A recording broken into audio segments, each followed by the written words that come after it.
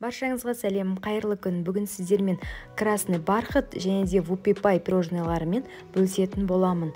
Дәмі тіл үйіретін, дастарханның көркін келтіретін пирожныйлар сіздерге ұнайтындығына 100% сенімдімін. Бізге қажетті өнімдерді описанияда жазып қалдыратын боламын.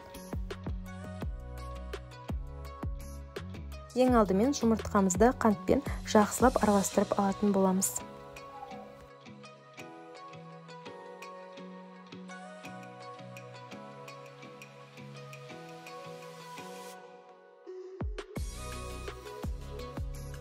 Массамызды араластырып алғаннан соң, қаймақ, сұйық май, содамызды қосып, жақсылап араластырып аламыз.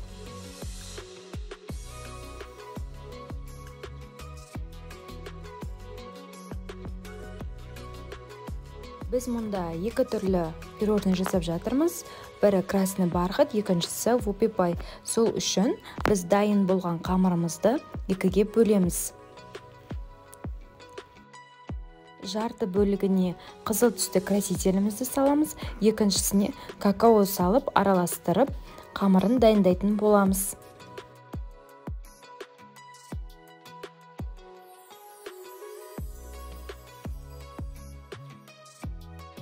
Массамызды екіге бөліп алғаннан соң, бір бөлігіне қызыл түсті красителімізді қосып, жақсылап араластырып аламыз.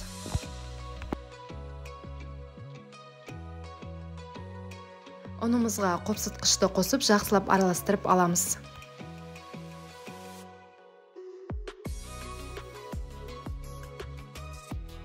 Ұнымыздың жарты бөлігін қызыл түсті массамызға қоссақ, жарты бөлігіне какао қосып, екінші қамырымызға қосатын боламыз.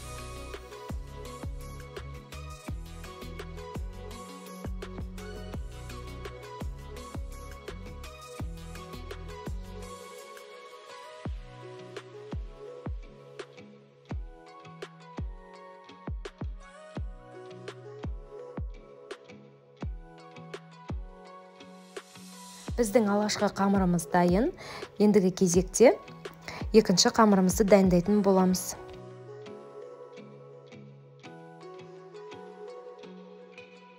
Екінші қамырды араластыруға миксердің қажеті жоқ.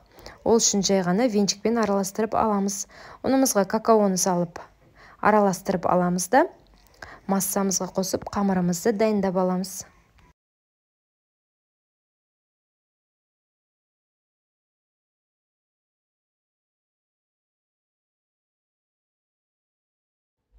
Ұнымызды массамызға бірнеше бөліктерге бөле отырып саламыз. Жақсылап араластырып аламыз.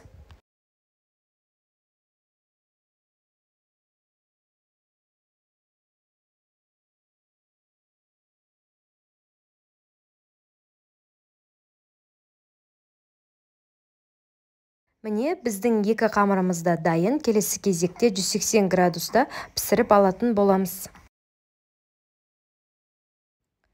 Қамырларымызды формаға құямыз, өзіңізге ыңғайлы формада. Формаға құйып алғаннан соң бетін кішкене тегістеп пісіріп аламыз. Кондитерлік қапшыққа екінші қамырымызды құйып, дайындап қоямыз.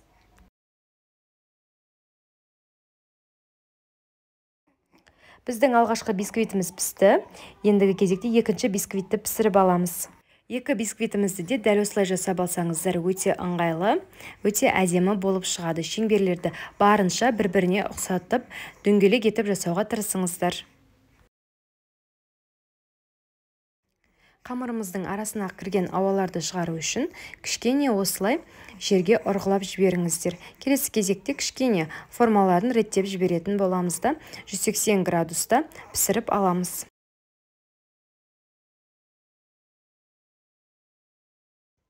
Біздің екі бисквитіміз де пісіп шықты.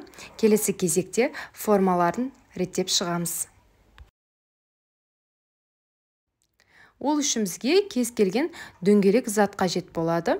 Ол стакан, бокал болуы мүмкін. Өзіңізге ыңғайлы затпенен барлықтарының формасын бірдей етіп шығыңыз.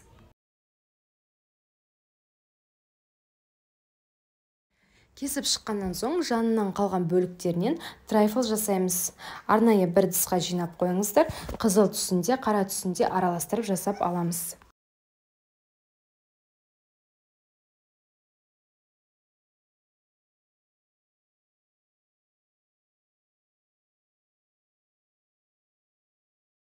Келесі кезекте кремімізді жасайтын боламыз. Ол үшін бізге салқын сливки, салқын творожный сыр, сахарная пудра қажет болады. Грамдарын описанияда жазып қалдыратын боламын. Сливкиімізді құямыз, творожный сыр саламыз, сахарная пудраны салып, бір келкі қою масса болғанша миксермен жақсылап араластырып аламыз. Крем жасайтын ыдысымызбен құралымыз құрғақ таза болу қажет. Миксеріміздің ең төменгі жылдамдығынан ең жоғары жылдамдығына дейін араластыра отырып жасаймыз.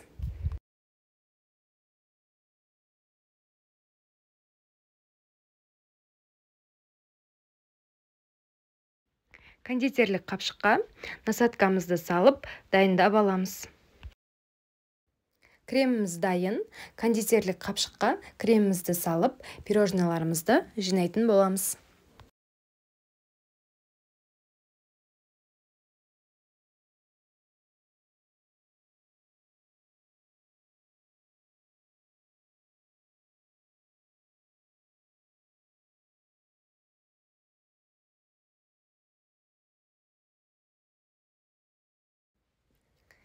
Екі бірдей корждарды алып, арасына крем жағып, пирожныларымызды видеода көрсетілгендей жинайтын боламыз.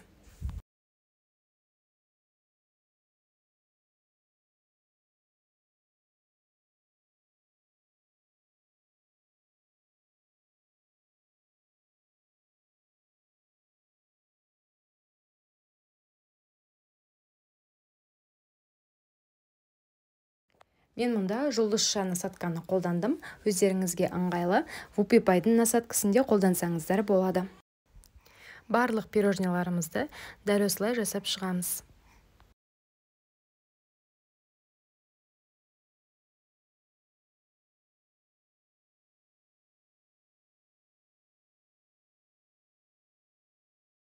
Бисквиттерімізге ешқандай пропитканың қажеті жоқ. Өте нәзік, жұмсақ болып шығады.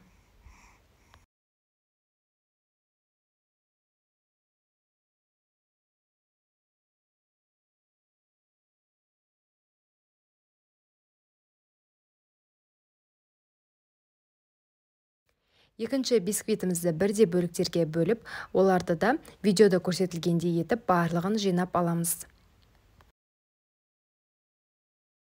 Бисквиттеріміздің қалған бөліктерінен өте дәмді трайфл жасайтын боламыз.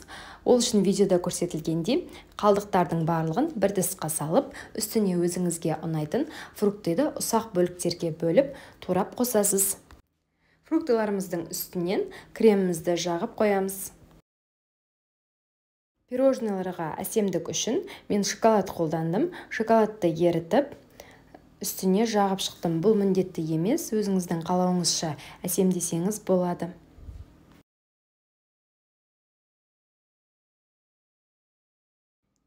Шоколадтарымызды жағып шыққан соң, тоңазытқышқа салатын боламыз. Кремімізді ертіп алмау үшін тез-тез салғанымыз дұрыс. Трайфлдың үстіне шоколад жағатын боламыз. Мен мұнда ақ түсті шоколадты ерітіп жатырмын, және де қызыл түсті краситель қосатын боламын.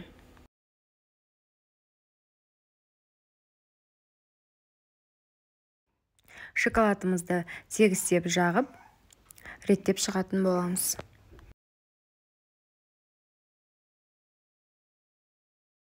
Шын мәнісінде өте әдемі тартымды түс болып шықты. Келесі кезекте әсемдейміз. Мятаның жапырақтарын және де шоколадтарды кесіп бетіне қойып шықтым. Пирожныларды әсемдеу өз еріктеріңізде. Бетіне крем жағып қойсаңыздар болады. Жалбыздың жапырағын қойсаңыздар болады. Өте әдемі көрінеді.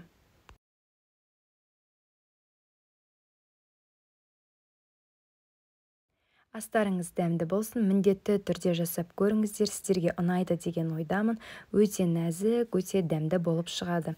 Трайфлымыз да дәл сондай өте жұмсақ, нәзік болып шығады.